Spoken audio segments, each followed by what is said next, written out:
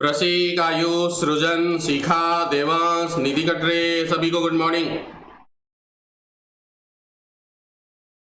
सभी लोगों को गुड मॉर्निंग। जो भी लोग हैं, दिव्यानी, अद्वैत, आदित्य, निमिषा, विनीता जैतवार, समर देशमुख, अभिनव रांगडाले, यश श्रेयस्कर, आयुष्मान सोनी, खुश रांगडाले, स्नेहा राव, कनक रांगडाले, वेदांत जादव, श्रुति रांगडाले, आस्था, यश, कृतिका, महिमा पटले, सबको गुड मॉर्निंग। सभी को गुड मॉर्निंग। कैसे हैं आप सभी? बढ़िया है। आज मैं नया लेसन स्टार्ट करने वाला हूं। आज मैं न्यू लेसन स्टार्ट करने वाला हूं। लेसन का नाम है Newton's law of motion. Newton's law of motion. Lesson का नाम है Newton's law of motion. Newton's law of motion. Newton's law of motion. Newton's law of motion काफी इंपॉर्टेंट है, काफी इंटरेस्टिंग है और बहुत ही इजी लेसन है ये। पर्व, हर्ष, हिमांशी, दिव्यानी, सभी को good morning. Astha Rangdale, okay sir, we are ready. Astha, कुछ दिनों से आप क्लास में नहीं दिख रहे थे। वेदांत, जय शर्मा नहीं दिख रहा है और वो क्या नाम है उसका, एक है गौरांग शर्मा।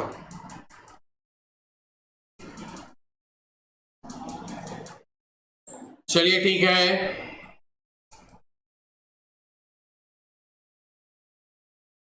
कैसे सब बढ़िया है? चालू करें class. Newton's law of motion. Newton's law of motion में पहली चीज जो है, जो हमको आना चाहिए, वो है फोर्स। फोर्स का मतलब क्या? पहली चीज ये है कि फोर्स हमको आना चाहिए। फोर्स के बारे में चीजें पता होना चाहिए, क्योंकि इस पूरा का पूरा लेसन में, इस न्यूटन्स लॉ ऑफ मोशन में फोर्स से रिलेटेड ही लॉज है। उसी से होने वाले सारे इफेक्ट को हम लोग पढ़ने वाले हैं। इसमें हम लोग पुली सिस्टम पढ़ने वाले हैं, इसमें हम लोग चेन सिस्टम पढ़ने वाले हैं और डिफरेंट टाइप की चीजें इसमें हम लोग पढ़ने वाले हैं। तो इसीलिए जो है ये लेसन काफी इंपॉर्टेंट है और आने वाले फ्यूचर के हिसाब से ये लेसन्स काफी इंपॉर्टेंट है, क्योंकि सब लेसन में इस लेसन का एक्चुअली में यूज होता है। सर हम तो एक ही दिन हेल्थ प्रॉपर होने की वजह से बाकी भी प्रेजेंट थे। नहीं आस्था, मैं आपको नहीं बोल रहा था, आस्था रांगडाले को बता रहा था। मैं आस्था रांगडाले को बता रहा था। आस्था रांगडाले नहीं दिख रही थी कुछ दिनों से। चलिए ठीक है, तो पहले हमको बात फोर्स के ऊपर में करना चाहिए। पहले मुझे बात फोर्स के ऊपर में करना चाहिए। जैसे मान लीजिए कि ये मोबाइल फोन है, ये आपको दिख रहा है या नहीं दिख रहा है? दिख रहा है। इसको अगर मैं जैसे ये यहाँ रखा हुआ, मान लीजिए हमारे हाथ के ऊपर रखा हुआ है, हमारे हाथ के ऊपर इसको रखे हमने। अब अगर ये हम अपने हाथ को मूव नहीं कराते थे, ये अपनी जगह पे रुका हुआ है, लेकिन जब हम इसको ऐसे करेंगे पुश या फिर खींचेंगे पुल, तो पुश और पुल को फोर्स कहते हैं। पुश और पुल को फोर्स कहते हैं। ये बेसिक डेफिनेशन आप बचपन से जानते होंगे। A push or pull is known as force. Force का मतलब होता है पुल या push. Pull or push is known as force.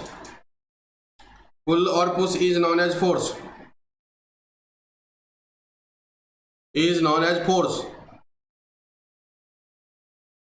Known as force. Pull or push is known as force. अच्छा, किसी भी ऑब्जेक्ट को मूव कराने के लिए फोर्स की जरूरत क्यों पड़ती है, इस बात पे हम लोग बात करते हैं। क्या कोई ऑब्जेक्ट जो मूव नहीं कर रहा है, क्या उसके ऊपर फोर्स नहीं है? क्या कोई ऑब्जेक्ट जो मूव नहीं कर रहा है उसके ऊपर फोर्स नहीं है? या क्या कोई ऐसा ऑब्जेक्ट है जो मूव कर रहा है बट उसके ऊपर फोर्स नहीं है?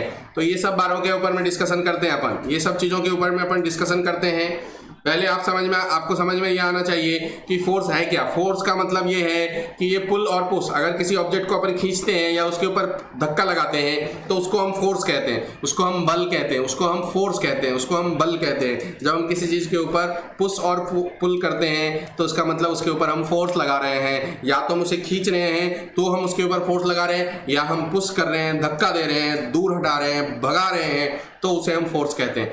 ठीक है, फोर्स लगने के बाद कोई भी ऑब्जेक्ट क्या होता है, अपनी जगह पे जहां पे वो है उसमें कुछ ना कुछ चेंजेज होते हैं, पोजीशन का चेंजेज होता है। एक्चुअली में क्या होता है, क्योंकि फोर्स का मतलब होता है मास इनटू एक्सेलरेशन। आप सभी जानते हैं फोर्स का होता है मतलब मास इनटू एक्सेलरेशन। अगर कहीं पर किसी ऑब्जेक्ट के ऊपर फोर्स है इसका मतलब ये है कि एक्सेलरेशन है, और अगर किसी ऑब्जेक्ट में एक्सेलरेशन है इसका मतलब उसकी वेलोसिटी चेंज होगी। क्योंकि हम काइनेमेटिक्स में पढ़े v equal to u plus a t, पढ़े हैं ना, v equal to u plus a t. और अगर a है, एक्सेलरेशन है, तो वेलोसिटी बदलेगा, और अगर वेलोसिटी बदला तो ऑब्जेक्ट अपना पोजीशन बदल देगा। इसीलिए फोर्स के लगने के बाद ऐसा चांसेस होता है कि ऑब्जेक्ट की पोजीशन बदल जाए। फोर्स के लगने के बाद ऐसा चांसेस होता है कि जो ऑब्जेक्ट है वो अपना पोजीशन बदल ले।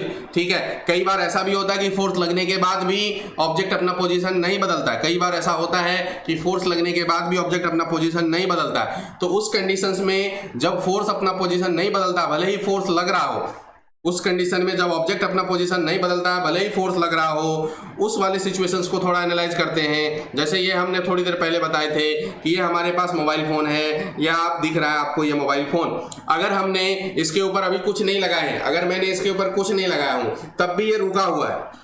मैं अगर इसके ऊपर कुछ नहीं लगाया हूं तो भी ये रुका हुआ है। तो रुका इसलिए है, क्या इसके ऊपर कोई फोर्स ही नहीं लग रहा है। तो अगर आप ये एनालाइज करेंगे तो आपको समझ में आ जाएगा कि इसके ऊपर दो फोर्स लग रहा है, इसके ऊपर दो फोर्स लग रहा है। एक फोर्स वो है जो ग्रेविटी लगा रही है, एक फोर्स वो है जो ग्रेविटी लगा रही है। मतलब अगर ये मैं हाथ खींच लूँ तो ये मोबाइल यहाँ रहेगा नहीं, हवा में गिर जाएगा नीचे की तरफ, गिर जाएगा नीचे की तरफ, फूट जाएगा और मेरा नुकसान हो जाएगा। समझ रहे क्या बातें। इसलिए मैं इसको गिरा नहीं रहा हूँ, फोड़ नहीं रहा हूँ, क्योंकि लॉस हो जाएगा।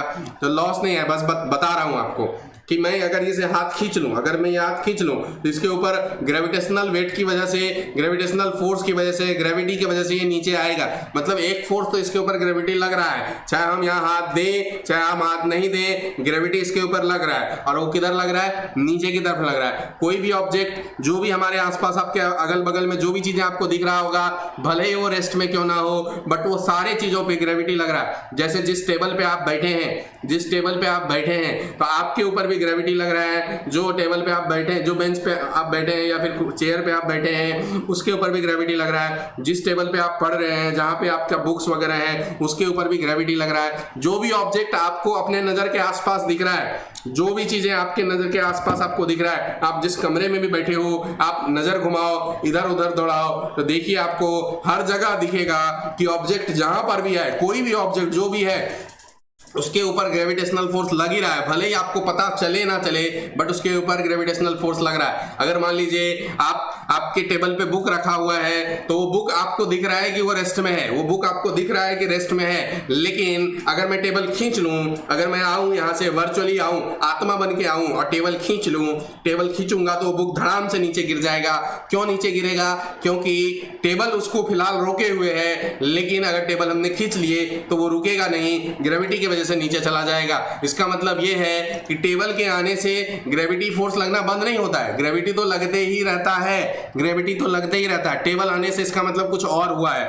जैसे हमारे पास ये मोबाइल फोन है, हमने यहाँ हाथ पे रखे, ये नहीं गिर रहा है, इसका मतलब ये है कि इसमें जो लगने वाला फोर्स है ग्रेविटी फोर्स, ग्रेविटेशनल फोर्स, जो अर्थ के द्वारा लग रहा है, जो ग्रेविटी के द्वारा लग रहा है, जो नीचे की तरफ लग रहा है, उसको अभी मेरे हाथ इसको होल्ड किए हुए, मतलब मेरे हाथ के द्वारा इस मोबाइल फोन के ऊपर की तरफ उतना ही फोर्स लग रहा है जितना कि इसके ग्रेविटी नीचे की तरफ लगा रहा है, और दोनों फोर्स एक दूसरे को कैंसिल कर रहा है। नेट इसके ऊपर जीरो है, इसीलिए रेस्ट में है। मतलब किसी ऑब्जेक्ट का रेस्ट में होने का मतलब ये है कि उसके ऊपर लगने वाला नेट एक्सटर्नल फोर्स जीरो है।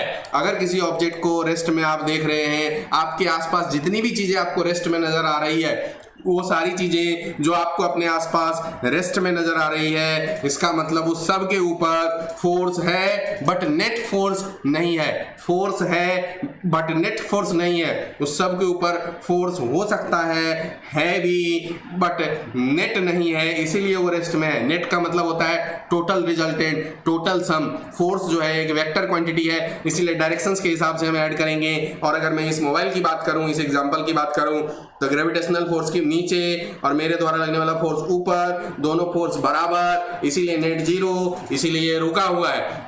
अगर मेरे द्वारा लगने वाला फोर्स कम हो तो ये जो है हमारे हाथ को दबा देगा, ये मेरे हाथ को दबा देगा। अब इस एग्जाम्पल को समझिए आप ध्यान से, इस एग्जाम्पल को आप समझिए ध्यान से। वैक्यूम में फोर्स होता है क्या? वैक्यूम में फोर्स होता है क्या? तो जहां वैक्यूम है अगर वहां ग्रेविटी है, जहां वैक्यूम है अगर वहां ग्रेविटी है तो हो सकता है, या आप अगर फोर्स लगाओगे तो हो सकता है। आप देखो ये मोबाइल दिख रहा है आप सभी को, आप देखिए कि आपको ये मोबाइल दिख रहा है।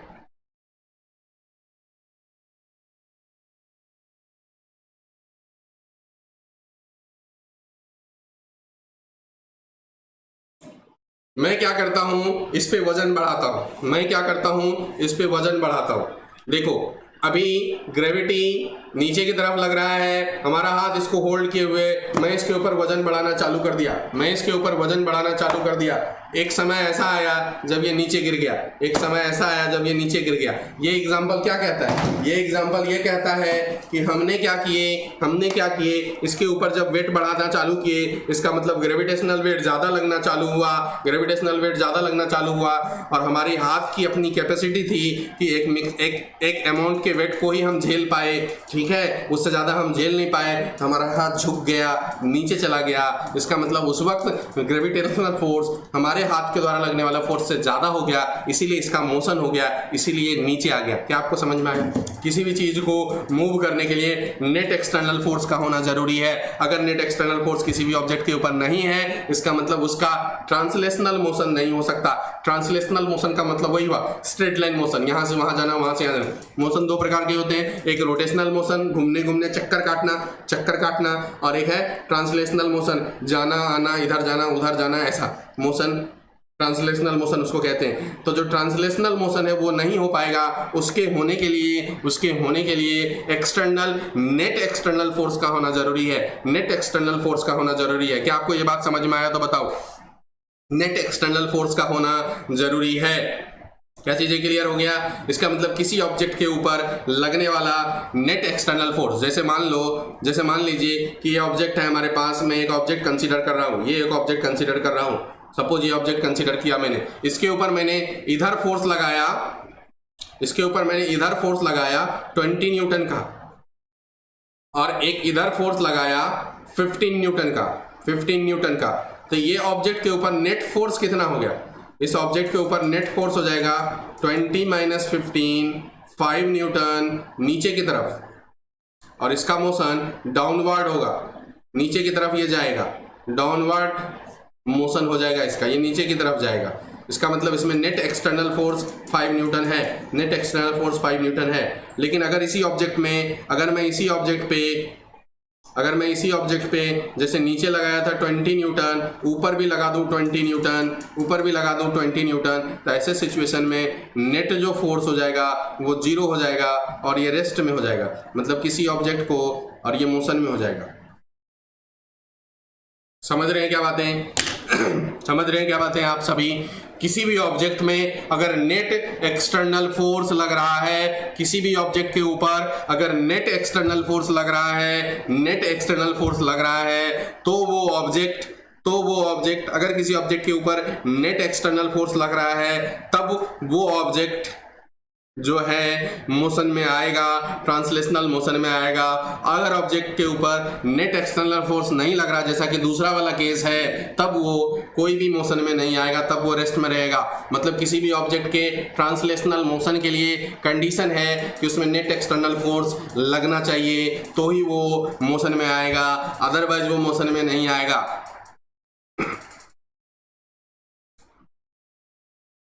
क्लियर हो गया सभी को? सभी को क्लियर हो गया? सभी को क्लियर हो गया?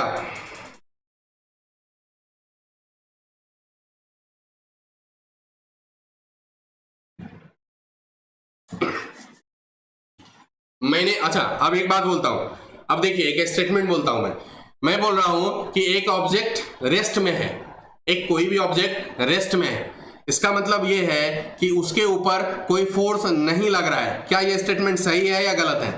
एक ऑब्जेक्ट रेस्ट में है, इसका मतलब ये है कि उसके ऊपर कोई फोर्स नहीं लग रहा है। बताइए ये स्टेटमेंट सही है या गलत है? मैं एक स्टेटमेंट बोल रहा हूं कि एक ऑब्जेक्ट रेस्ट में है और इसका मतलब ये है कि इसके ऊपर कोई फोर्स नहीं लग रहा है। इसका मतलब ये है कि इसके ऊपर कोई फोर्स नहीं लग रहा है। बताइए मैंने सही बोला या गलत बोला? सर मैं गलत बोला या सही बोला, ये बताओ आप। जी गलत है, गलत है, क्योंकि अगर कोई ऑब्जेक्ट रेस्ट में है, अगर कोई ऑब्जेक्ट रेस्ट में है,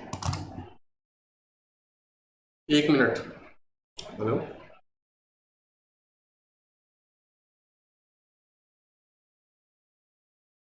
हाँ मैं आधे घंटे में बताऊंगा छोटू, हम क्लास में है तो ठीक है। हाँ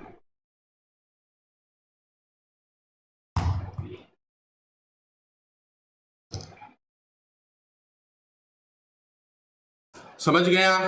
अगर कोई ऑब्जेक्ट रेस्ट में है तो उसके ऊपर नेट फोर्स 0 होना जरूरी है। फोर्स हो भी सकता है, फोर्स नहीं भी हो सकता है, ठीक है। तो इसीलिए ये स्टेटमेंट मैंने जो बोला वो गलत बोला। अगर किसी ऑब्जेक्ट का मोशन में नहीं है, अगर कोई ऑब्जेक्ट रेस्ट में है, इसका मतलब उसके ऊपर नेट फोर्स 0 है। नेट फोर्स 0 है। नेट फोर्स का मतलब ये नहीं होता कि फोर्स ही नहीं है। नेट फोर्स का मतलब ये नहीं होता कि फोर्स नहीं है। फोर्स है, हो सकता है, बट सबका सम, सबका रिजल्टेंट 0 है। सब एक दूसरे को इस तरीके से लग रहा है कि नेट 0 है। सब एक तरीके से इस तरीके से लग रहा है कि नेट 0 है। समझ में आया क्या बातें? ठीक है, इतना बातें क्लियर हो गया। तो जो आपको स्क्रीन पे दिख रहा है उसे फटाफट लिख डाले। जो आपको स्क्रीन पे दिख रहा है वो फटाफट लिख डाले, और एक स्टेटमेंट बोलूंगा फिर मैं उसे आप लिखिएगा। जो आपको स्क्रीन पे दिख रहा है उसे फटाफट लिखें, फिर मैं एक स्टेटमेंट बोलूंगा, आपको उसको लिखना है। जल्दी करें, जल्दी करें।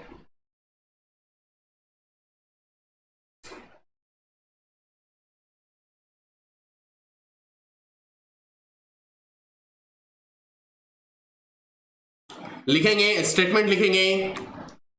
For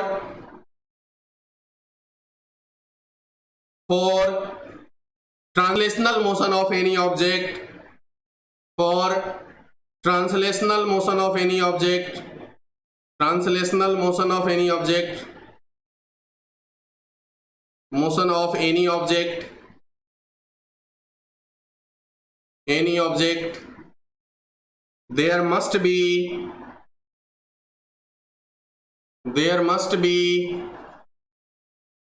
net external force. There must be net external force. For translational motion of any object, there must be net external force. ठीक है, और उल्टा करके लिख लेंगे, और if net external force on any object or any system is 0 then its translational motion is not possible. और दूसरा और करके लिख लें, इफ दूसरा स्टेटमेंट इसका और करके एन लिखे या और लिखे कुछ भी, दूसरा सेकंड स्टेटमेंट है, if net external force on any object or system is 0, if net external force on any object or any system is 0, then the translational motion is not possible. Then the translational motion is not possible. Then the translational motion is not possible. Then the translational motion is not possible. Then the translational motion is not possible. लिख लिया आप सभी? लिख लिए? Next है types of force. Types of force, force के प्रकार।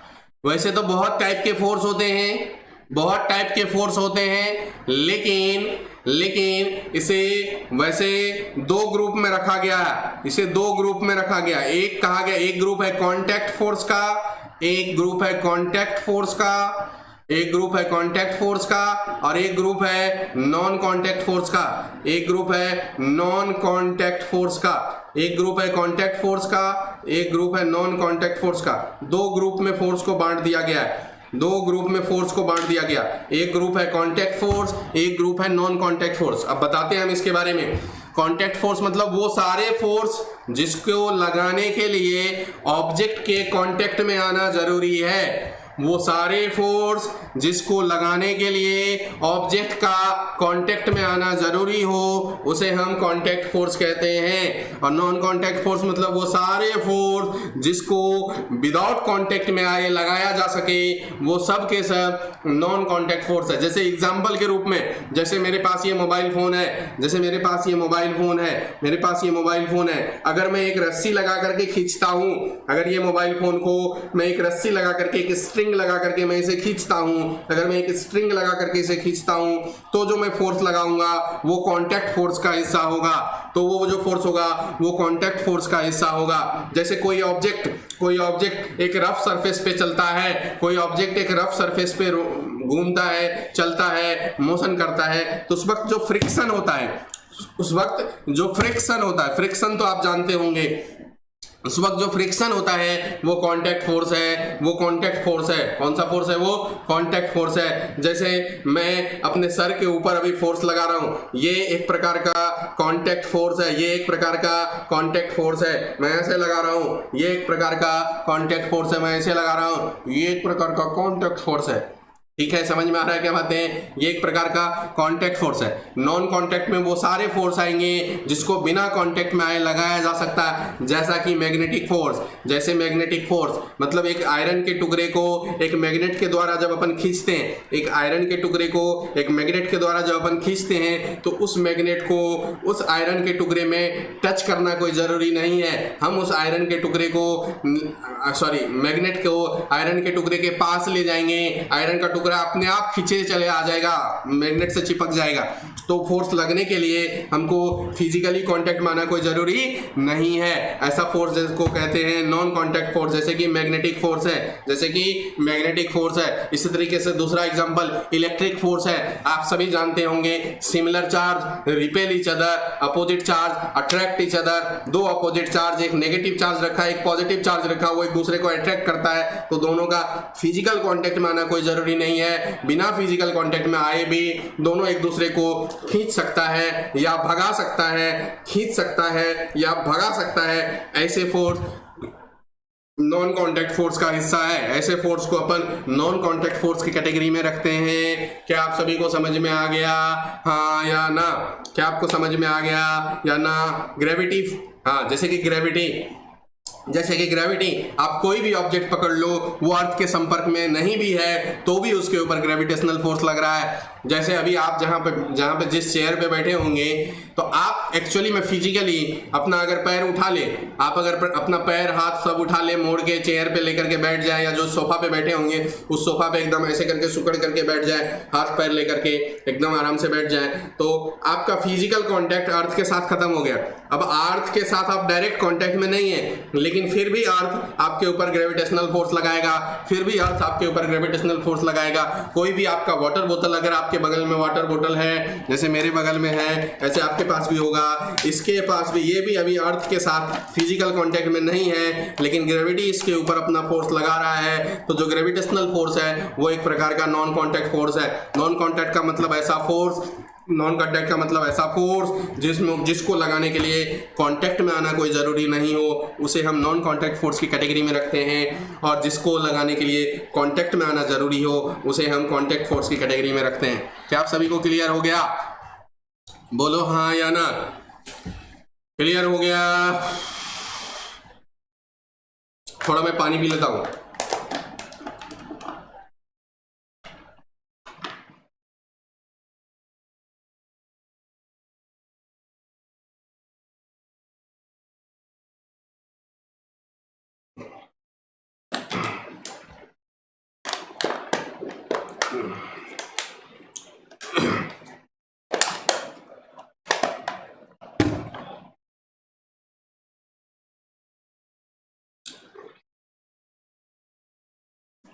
तो अगर मैं डेफिनेशन लिखूं तो कांटेक्ट फोर्स का डेफिनेशन लिखिए आप। कांटेक्ट फोर्स का definition, the force for which physical contact is necessary, physical contact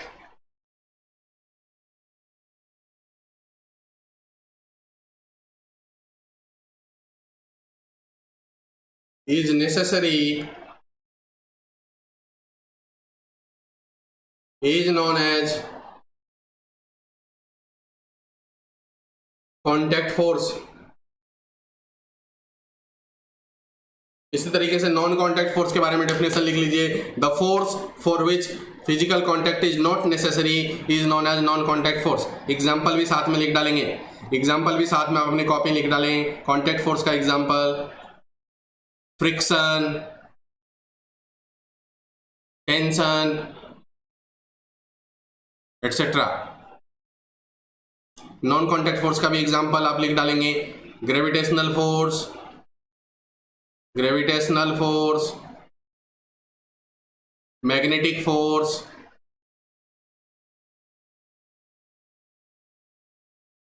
magnetic force, electric force. ये सब एग्जाम्पल लिख डालें फटाफट, ये सब एग्जाम्पल लिख डालें आप फटाफट। दो प्रकार के फोर्स हो गए, contact force, non contact force. Contact force वो है जिसके लिए फिजिकल कॉन्टैक्ट माना जरूरी हो, उसे कॉन्टैक्ट फोर्स कहते हैं। नॉन कॉन्टैक्ट फोर्स वो है जिसके लिए फिजिकल कॉन्टैक्ट माना जरूरी नहीं हो, उसे हम नॉन कॉन्टैक्ट फोर्स कहते हैं। फिजिकल कॉन्टैक्ट में जिसमें आए उसके एग्जांपल मैंने बता दिया, फ्रिक्शन, टेंशन, ये सब के बारे में हम अलग अलग से बात करेंगे। हर किसी के बारे में हम अलग अलग से बात करने वाले हैं। और जो नॉन कॉन्टैक्ट फोर्स है, इसे जैसे उसके एग्जाम्पल हो गए ग्रेविटेशनल, मैग्नेटिक, इलेक्ट्रिक, और भी उसके एग्जाम्पल है, बट ये 2-3 लिखे अपन। हर किसी फोर्स के बारे में अपन चर्चा करेंगे, एक एक करके चर्चा करेंगे, एक एक करके चर्चा करेंगे।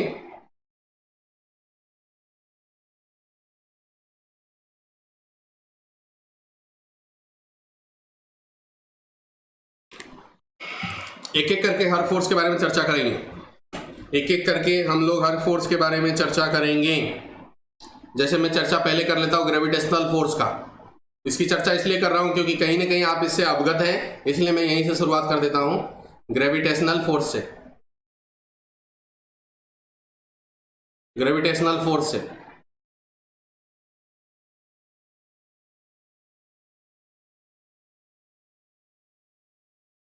दो ऑब्जेक्ट जिसका मास m1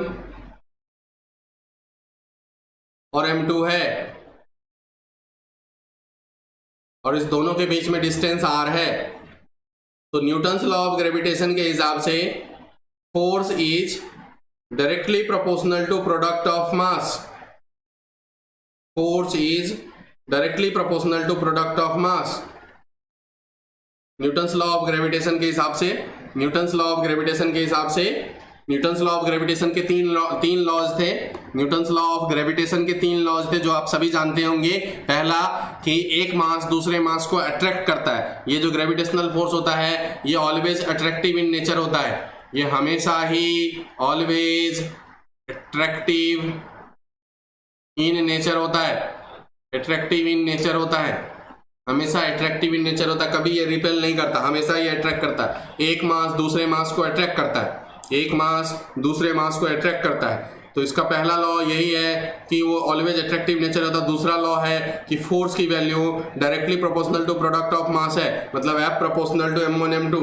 और तीसरा लॉ है कि force is inversely proportional to r² है। इसको मैं इक्वेशन नंबर 2 बोलता हूँ। और अगर ये दोनों को मिलाऊंगा तो आएगा force proportional to m1 m2 by r², force proportional to m1 m2 by r²।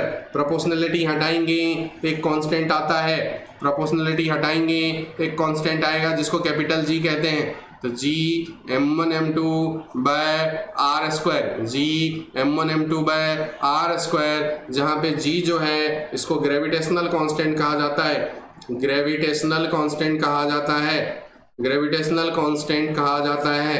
ये एक प्रकार का यूनिवर्सल कांस्टेंट है, ये एक प्रकार का यूनिवर्सल कांस्टेंट है। यूनिवर्सल कांस्टेंट का मतलब ये है कि ये पूरे यूनिवर्स में हर जगह इसकी वैल्यू सेम रहती है, वो नहीं बदलती। ऐसे कांस्टेंट को हम यूनिवर्सल कांस्टेंट कहते हैं, जिसकी वैल्यू पूरे यूनिवर्स में हर जगह सेम हो, उसे हम यूनिवर्सल कांस्टेंट कहते हैं। तो जो कैपिटल G होते हैं ये यूनिवर्सल कांस्टेंट है। इसकी वैल्यू होती है 6.67 × 10⁻⁻11 न्यूटन मीटर स्क्वायर पर kg स्क्वायर।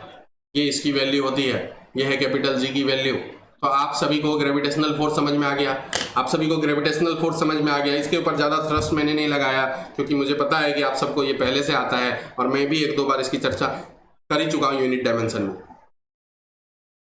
न्यूटन्स के तीन नियम। पहला नियम क्या था, पहला लॉ क्या था, ऑलवेज अट्रैक्टिव इन नेचर। जो ग्रेविटेशनल फोर्स होते हैं वो ऑलवेज अट्रैक्टिव इन नेचर होता है। दूसरा लॉ ये था कि the force of attraction is directly proportional to product of masses. तीसरा लॉ ये था कि force of attraction is inversely proportional to square of distance between the masses. F inversely proportional to r square, F directly proportional to m1 m2। दोनों को अगर मिला दिए, combine कर दिए तो रिलेशन आया F proportional to m1 m2 by r square. Proportionality हटाए तो एक कांस्टेंट आया कैपिटल G जो कि ग्रेविटेशनल कांस्टेंट होता है, जिसको हम यूनिवर्सल कांस्टेंट कहते हैं, और इसकी वैल्यू होती है 6.67 10 टू द पावर -11। जल्दी से आप इसे लिख डालें, जल्दी से आप इसे लिख डालें बच्चों, जल्दी से आप इसे लिख डालें प्यारे बच्चों, जल्दी से आप इसे लिख डालें, जल्दी से आप इसे लिख डालें प्यारे बच्चों, जल्दी से आप इसे लिख डालें।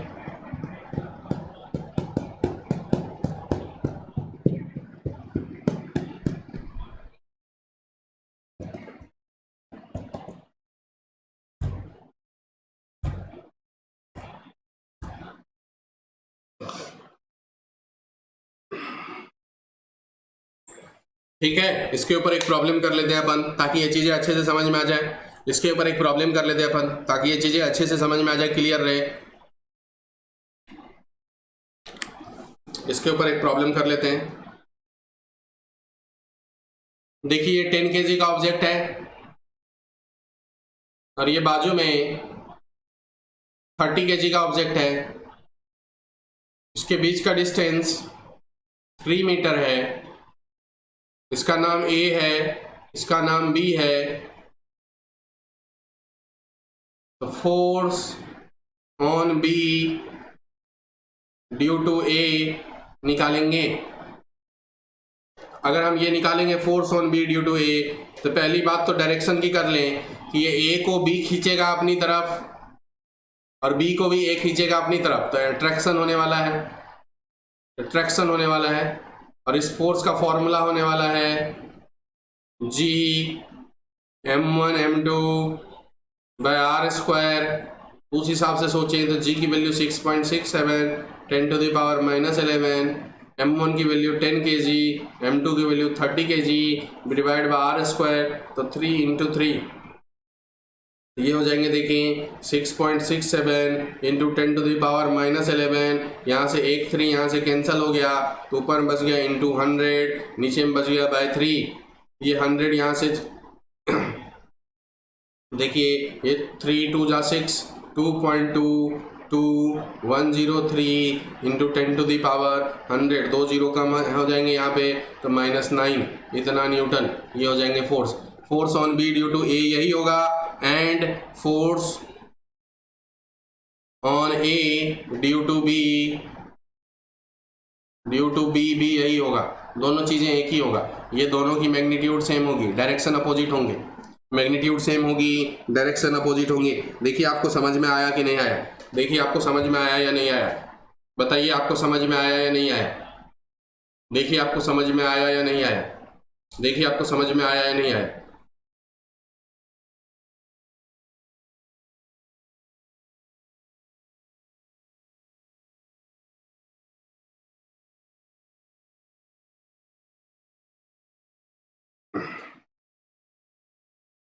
एक एग्जांपल आपको दे देते करने के लिए, एक एग्जांपल आपको दे देते करने के लिए। ये है 10 kg का, ये है 4 kg का, इसके बीच का डिस्टेंस 20 सेंटीमीटर है। तो ग्रेविटेशनल फोर्स की वैल्यू क्या होगी ये निकालना है। इसके बीच का डिस्टेंस 20 सेंटीमीटर है तो ग्रेविटेशनल फोर्स की वैल्यू क्या होगी ये निकालना है। आप देखिए निकाल करके, आप इसे सॉल्व करके देखिए आपको आता है क्या, आप इसे सॉल्व करके देखो आपको आता है क्या, आप इसे सॉल्व करके देखिए आपको आता है क्या।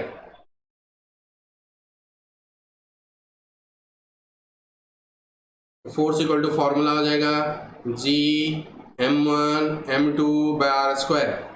मैं नहीं बना रहा हूं, आप बना लो, मैं नहीं बना रहा हूं आप बनाइए, मैं नहीं बना रहा हूं आप बनाइए। देखते हैं कितने लोग सही बनाते हैं, कितने लोग सही बनाते हैं। यूनिट का ध्यान रखिएगा, यूनिट का ध्यान रखिएगा बच्चों, नहीं तो हो जाएंगे गड़बड़।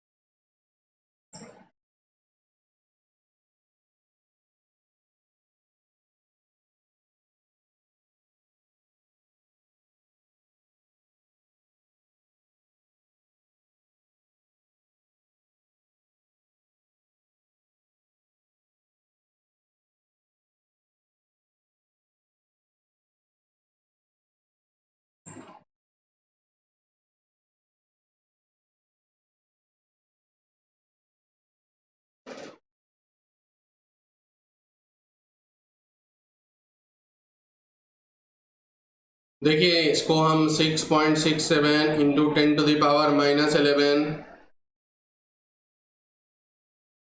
इंटू m1 की वैल्यू 10, m2 की वैल्यू 4/r²। r की जगह 0.2 इंटू 0.2 सेंटीमीटर है तो मीटर में कन्वर्ट करेंगे।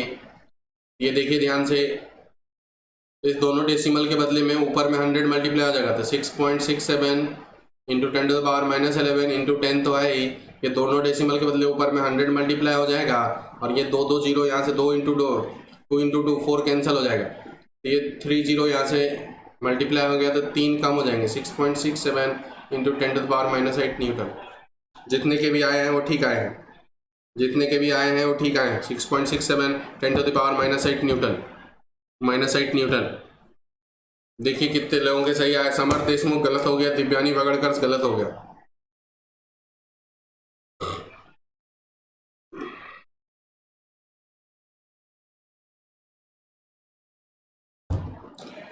श्रुति सही है, अभिनव सही है, आयुष्मान सोनी सही है, प्रसिक सही है। करेक्ट आ गया, ठीक है। जिनके जिनके गलत हो गए उनको मिस्टेक समझ में आ गया। हमने बोले थे यूनिट का ध्यान रखना है, यूनिट का ही ध्यान नहीं रखे, बाकी सारी ध्यान रख लिए तो हो गया गड़बड़। हमने बोले थे यूनिट का ध्यान रखना है, यूनिट का ध्यान छोड़ के बाकी सारी ध्यान रख लिए, हो गया गड़बड़।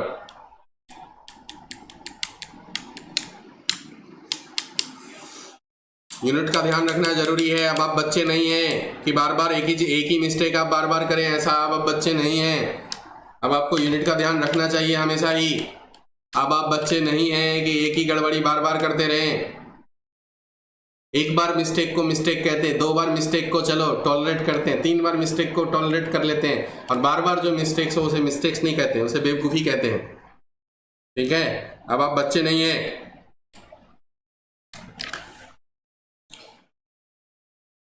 देखो एक और एग्जांपल देखिए, अब आपको दे रहे हैं, एक और एग्जांपल देख लेते हैं, उसके बाद हम आगे बढ़ जाएंगे।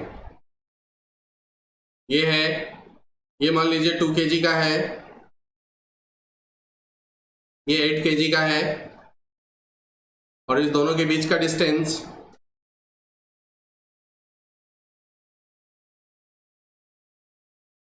80 सेंटीमीटर है।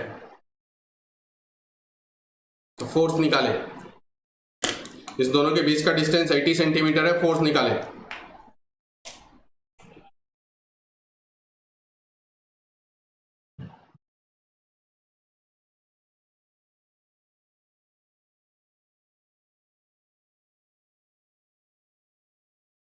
अच्छा हाँ समर्थ, ठीक है, आपने वो हटा दिए थे, डेसिमल हटा दिए थे। ठीक है समर्थ, कोई इशू नहीं।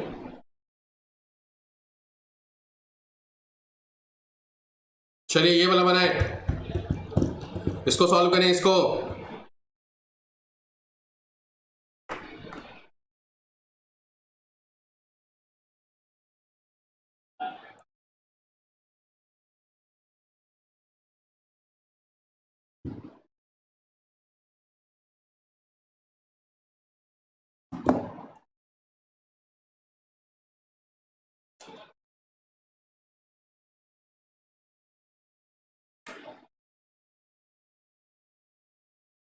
(6.67 × 10⁻11 2 kg into 8 kg bar square, तो 0.8 इंटू 0.8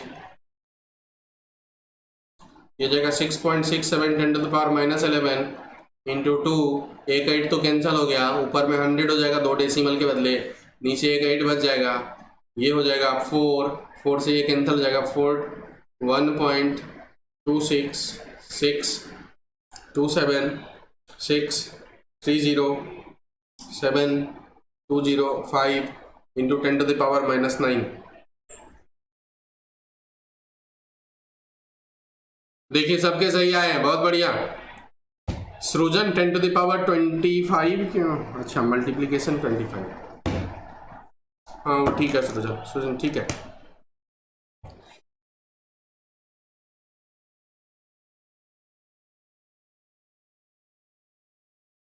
हो गया, सीखा का ठीक है, सबके सही है, सबके सही आ रहे हैं। कंचन, आस्था, खुश रंग डाले, समर्थ के ठीक है, अनक रंग डाले, ठीक है।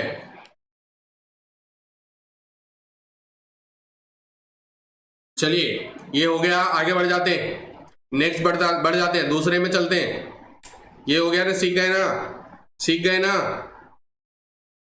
आदित्य बहेकार, ठीक है, सीख गए कि एक और दे दूं? एक और दे देता हूं, आप कर लीजिए फिर आगे बढ़ जाएंगे, एक और कर लीजिए फिर आगे बढ़ जाएंगे। ये ऑब्जेक्ट 4 kg का, ये ऑब्जेक्ट 8 kg का, इसके बीच का डिस्टेंस 40 सेंटीमीटर, फोर्स क्या है? ये बना दीजिए फिर आगे बढ़ जाऊंगा, ये बना दें फिर आगे बढ़ जाएंगे, अपन नेक्स्ट फोर्स पे चले जाएंगे। ये बना दें फिर अपन नेक्स्ट फोर्स पे चले जाएंगे।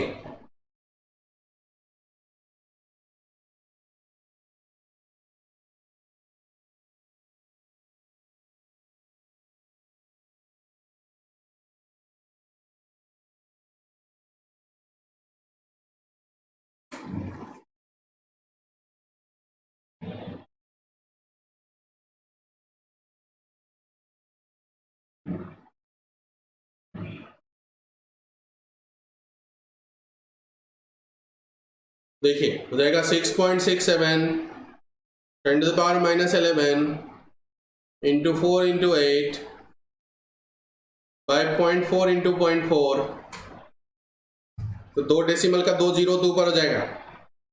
6.67 10 to the power -11 into 2 decimal का 2 जीरो ऊपर, एक 4 कैंसल और एक 8 और 4 का 2, 4 3 3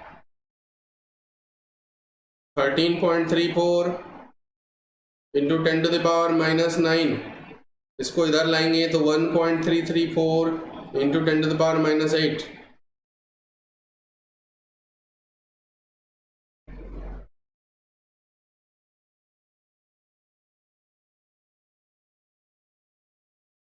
हो गया।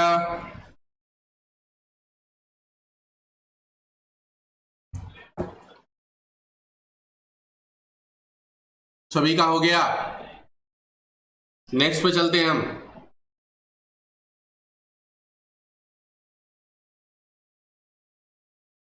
जी अनन्या पटेल, कृतिका खांद्रे, दिव्यानी, यश ठाकरे, आस्था अवस्थी, आस्था ये का किए आपने, आस्था आस्था ये का किए आपने, आस्था ऐसी कलाकारी कैसे की आपने, क्या गड़बड़ कर दिए?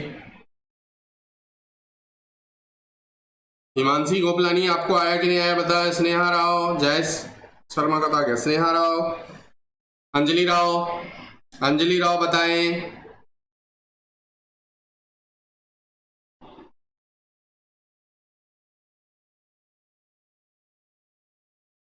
शिखा का हो गया, वेदांत यादव हो गया, श्रुति का हो गया, अभिनव रंगडाले हो गया, सुजल हो गया, आदित्य अग्रवाल हो गया, विनीता जैतवार हो गया, महिमा पटली, महिमा महिमा महिमा पटली, निमिषा कटरे तो ठीक है, महिमा पटली किधर है? आस्था आपने बताया नहीं आपने क्या किए। प्रशिक्षा अरे done correctly. Neha Rao yes sir. Astha आपने बताया नहीं मुझे कि आपने क्या किए। लोचा सही तो है सर। अच्छा तो मुझे दिक्कत हो गई लिख। सही है मतलब कैसे सही है? 6.67 10⁻⁻8 है। आपने ऐसा कैसे लिखे? 6.67 10⁻⁻8 कैसे लिखे आपने आस्था? चलो नेक्स्ट चलते हैं। नेक्स्ट है electric force. Electric force, electric force, इसी को इलेक्ट्रोस्टैटिक फोर्स भी कहते हैं। इलेक्ट्रोस्टैटिक फोर्स भी कहते हैं।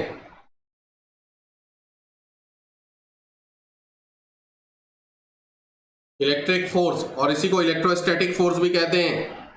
इसी को इलेक्ट्रोस्टैटिक फोर्स भी कहते हैं। कूलम्स नाम का, न्यूटन्स के ही जैसा एक कूलम्स नाम का साइंटिस्ट हुआ। अकॉर्डिंग टू कूलम्स, न्यूटन्स के जैसा ही एक कूलम्स नाम का साइंटिस्ट हुआ। उन्होंने बोला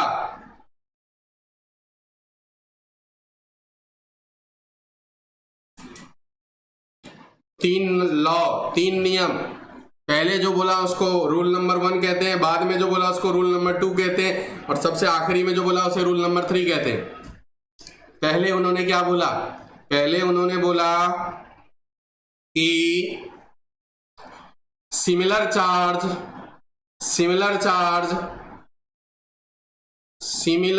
आप बताओ, similar charge repel each other and opposite charge attract each other।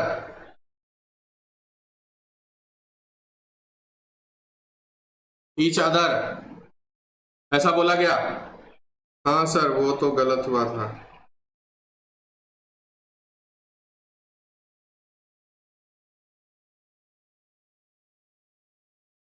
Attract each other, opposite charge attract each other.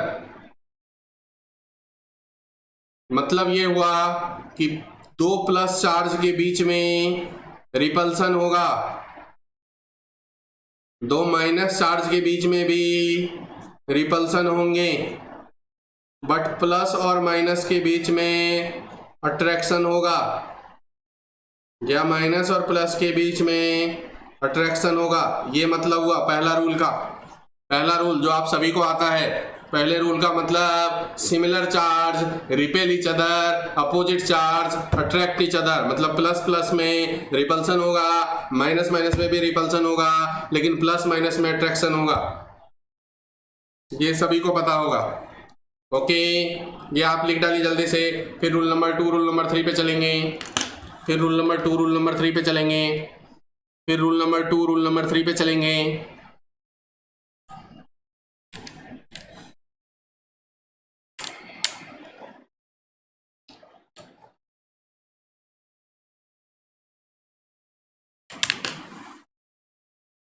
दूसरा रूल था कि जो फोर्स ऑफ अट्रैक्शन या रिपल्सन, ग्रेविटेशन में सिर्फ अट्रैक्शन होते थे, यहां अट्रैक्शन और रिपल्सन दोनों हो सकते हैं। तो फोर्स, सीधा सीधा फोर्स लिख रहा हूं मैं, अट्रैक्शन भी रिपल्सन भी, दोनों में से कोई भी हो सकते हैं। फोर्स इज डायरेक्टली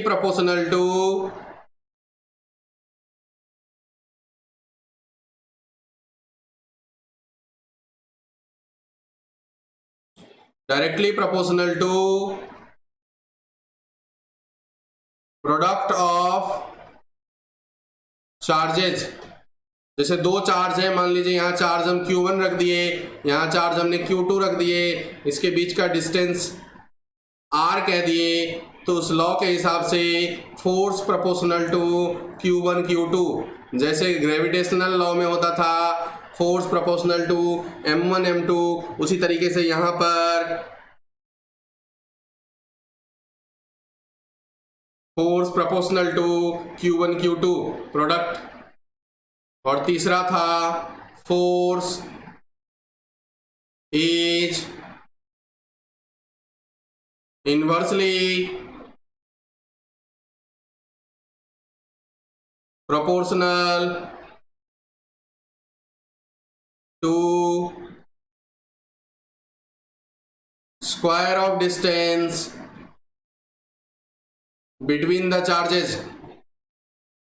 चार्ज के बीच में जो डिस्टेंस है ये वाला r, उसके इनवर्सली प्रोपोर्शनल है। Force is inversely proportional to r square, ये तीसरा लॉ है।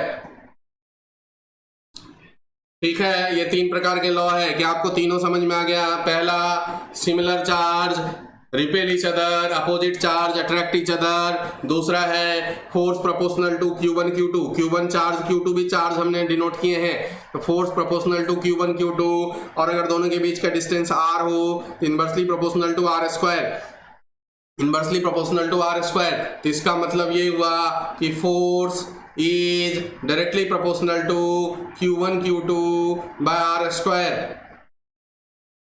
दोनों को अगर मैच कराएंगे तो ऐसा आएगा, और प्रोपोर्शनलिटी हटाए तो एक कांस्टेंट आया, प्रोपोर्शनलिटी हटाए तो एक कांस्टेंट आया, उसको लिखते हैं k। फिलहाल k के बारे में थोड़ा बात हम बाद में करेंगे, और अभी फिलहाल k लिख रहे हैं Q1 Q2 by r square, F equal to k Q1 Q2 by r square. ये होता है फोर्स का फॉर्मूला, जहां पे k जो है वो कांस्टेंट है, यहाँ पे जो k है वो कांस्टेंट है। इसके बारे में एकदम डिटेल में हमको चर्चा करना पड़ेगा, k के बारे में डिटेल में चर्चा करना पड़ेगा, जिसके लिए थोड़ा समय लगेगा।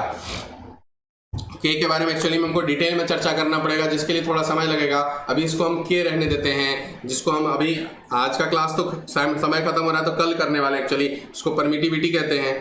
सर ये रूल्स कंटिन्यूअस ऑब्जर्वेशन से निकाले हैं क्या, कि कोई एक्सपेरिमेंट कंडक्ट किए गए हैं?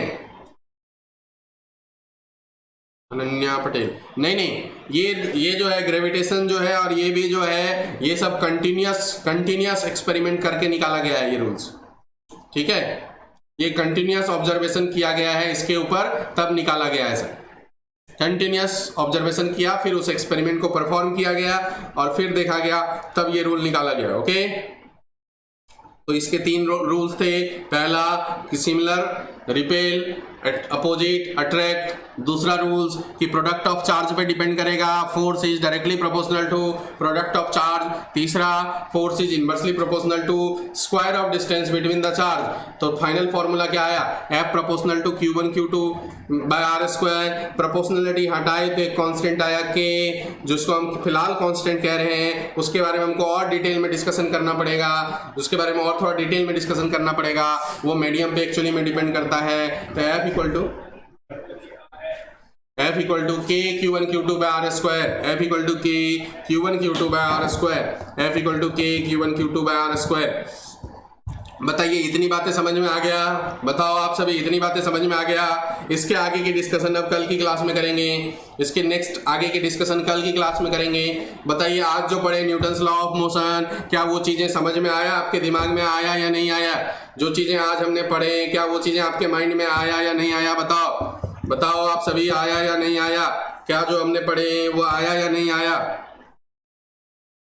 क्लियर है? कोई दिक्कत तो नहीं है? क्लियर है? कोई भी दिक्कत नहीं है? आज जो चीजें पढ़े हैं वो पूरा का पूरा क्लियर है? पूरा का पूरा क्लियर है?